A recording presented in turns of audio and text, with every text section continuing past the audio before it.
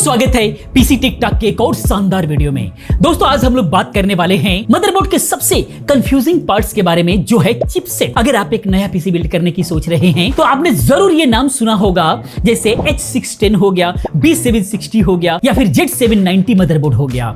अक्सर लोग इन तीनों के बीच में कंफ्यूज हो जाया करते हैं कि कौन सा बजट के लिए बेहतर है, कौन सा परफॉर्मेंस के लिए बेहतर है और कौन सा एक्सट्रीम लेवल के लिए बेस्ट होने वाला है। आज हम लोग इन तीनों चिपसेट को बिल्कुल डिटेल्स में कवर करेंगे, इनके फीचर, लिमिटेशंस और किसके लिए कौन सा बेस्ट होने वाला है हम लोग प्रॉपर तरीके से डिस्कस करेंगे, बिल्कुल सिंपल भाषा में, ताकि सभी को समझ में आ सके। तो वीडियो बहुत इंफॉर्मेटिव होने वाली है। समझने के लिए वीडियो अंत तक बने रहें। वीडियो पसंद आती है तो प्लीज वीडियो को लाइक करते रहें और चैनल को सब्सक्राइब करें, क्योंकि इस तरह की तमाम वीडियोस हम लोग लेकर के आते रहते हैं। बाकी इन सभी का रिव्यू एंड प्रैक्टिकल वीडियोस देखना है, पीसी बिल्ड देखना है तो बाबा टेक रिव्यू चैनल पर जाइए, एक से एक वीडियोस हम लोग वहां पे दे रहे हैं। आइए दोस्तों चलते हैं अपने टॉपिक पर बात करते हैं। सबसे पहले ये बेसिक सवाल जो कि सभी के मन में होता है कि मदरबोर्ड चिपसेट क्या होता है। तो देखिए, चिपसेट एक तरह का मदरबोर्ड का ब्रेन होता है। ये प्रोसेसर, रैम, स्टोरेज और बाकी कंपोनेंट्स के बीच में जो है कॉम्बिनेशन को मैनेज करने का काम करता है।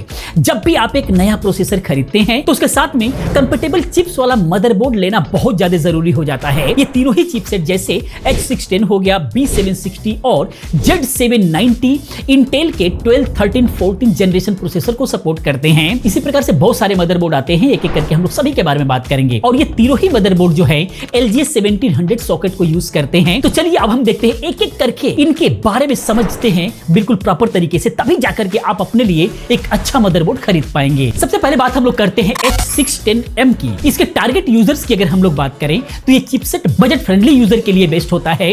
अगर आप एक बेसिक ऑफिस पीसी बनाना चाह रहे हैं, इंटरनेट ब्राउजिंग के लिए या फिर लाइट मल्टीटास्किंग के लिए पीसी बिल्ड करना चाहते हैं, तो ये 610M जो है बिल्कुल परफेक्ट रहने वाला है।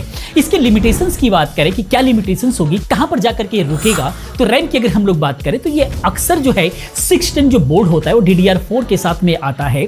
DDR5 भी MSI ने बनाया हुआ है या फिर कुछ लोग बना रहे हैं, लेकिन अगर आपको 610 लेना है तो DDR4 में ही रह जाइए, क्योंकि आपको फायदा नहीं होगा। DDR5 में जाना है तो इससे ऊपर वाले जो है चिपसेट को आप खरीदें। तो DDR4 अगर आप लेते हैं तो इसके अंदर ओवरक्लॉकिंग बिल्कुल भी नहीं होता, चाहे DDR4 के साथ में लीजिए चाहे DDR5 के साथ में लीजिए। जो H16 होता है इसके अंदर ओवरक्लॉकिंग बिल्कुल भी पॉसिबल नहीं है, होता ही नहीं है। कनेक्टिविटी की बात करें तो इसके अंदर सबसे कम USB पोर्ट मिलेगा, M.2 NVMe सॉकेट मिलेगा, यानी कि SSD के लिए जो सॉकेट मिलेगा एक या किसी में दो मिल जाएगा, इससे ऊपर तो पॉसिबल है, मैक्सिमम में एक ही मिलता है। एक्सपेंशन की बात करें तो इसके अंदर जो है PCI 4.0 और किसी में 5.0 भी मिलेगा, और M.2 स्लॉट की जो है जो जनरेशन है वो स्पीड बहुत ही कम होती है। ये बेस्ट किसके लिए रहने वाला है, तो अगर आप स्टूडेंट है, ऑफिस यूजर है या फिर जो है लो बजट में बिल्ड करना चाहते हैं, बजट बहुत ही कम है, अगर आप एक नॉन के सीरीज वाला i3 या फिर i5 का प्रोसेसर यूज करना चाहते हैं तो उस कंडीशन में जो है आपको 610 के साथ में ही जाना चाहिए, इससे ऊपर जाने का आपको कोई फायदा नहीं होगा। बाकी अब हम बात करते हैं अगले चिपसेट की, B760M की। तो ये चिपसेट मिडिल रेंज बिल्ड के लिए बहुत ही शानदार ऑप्शन है, बिल्कुल बैलेंस देता है ये।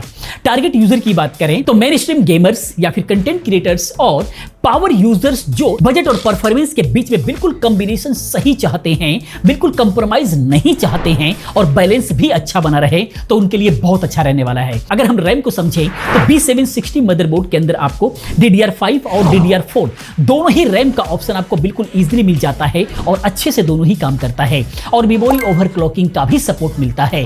कनेक्टिविटी की बात करें तो इसके अंदर बहुत ही ज्यादा USB पोर्ट वगैरह मिल जाएगा, PCI लेंस आपको ज्यादा मिलेगा, और M.2 स्लॉट भी आपको 2 या फिर 2 से ज्यादा मिल सकता है। बाकी अगर हम एक्सपेंशन की बात करें तो इसके अंदर PCI 4.0 भी मिलेगा और PCI 5.0 भी मिलेगा। X16 वाला कौन सा आपको खरीदना है, जैसे जैसे बजट बढ़ाएंगे वैसे वैसे अलग अलग बहुत सारे अलग अलग हर कंपनियों ने जो है बनाया हुआ है। बाकी ग्राफिक कार्ड के लिए अगर फ्यूचर प्रूफ लेना चाहते हैं तो PCI 5.0 वाला लेते हैं तो आपके लिए बहुत ही शानदार रहने वाला है, फ्यूचर प्रूफिंग के लिए बहुत ही अच्छा रहने वाला है। बाकी लिमिटेशंस की बात करें तो Z सीरीज की तुलना में ये जो है CPU ओवरक्लॉकिंग होते हैं, लेकिन उतने अच्छे नहीं होते जितने Z सीरीज वाले होते हैं। थोड़ा सा कंप्रोमाइज इसके अंदर होता है, थोड़े से पावर की कमी होती है, VRM की थोड़ी सी पावर की कमी होती है, लेकिन अभी Z सीरीज के बारे में हम लोग समझेंगे। ये बेस्ट किसके लिए रहने वाला है, तो अगर आप i5 का K सीरीज वाला प्रोसेसर यूज करते हैं या फिर i7 का नॉन K सीरीज आप यूज कर रहे हैं और CPU ओवरक्लॉकिंग नहीं करना चाहते हैं तो B760 सस्ते वाला काफी बेहतर हो सकता है। लेकिन B760 अगर 20,000 के आसपास बस लेते हैं तो ये बिल्कुल फुल ओवरक्लॉकिंग भी कर सकते हैं, बिल्कुल भी आपको दिक्कत नहीं होगा। और i7 का K सीरीज भी आप उसके अंदर आप लगा पाएंगे, बिल्कुल भी आपको प्रॉब्लम नहीं होगा।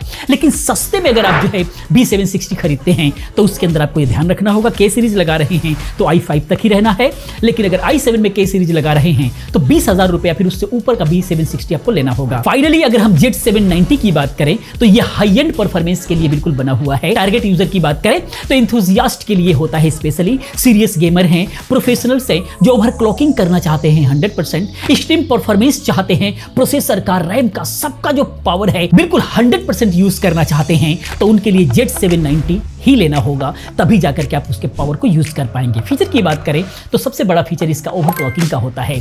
Z790 का सबसे बड़ा फीचर यही है, CPU और रैम दोनों को ही ओवरक्लॉकिंग अलाउ करता है, दोनों को ही कर सकते हैं।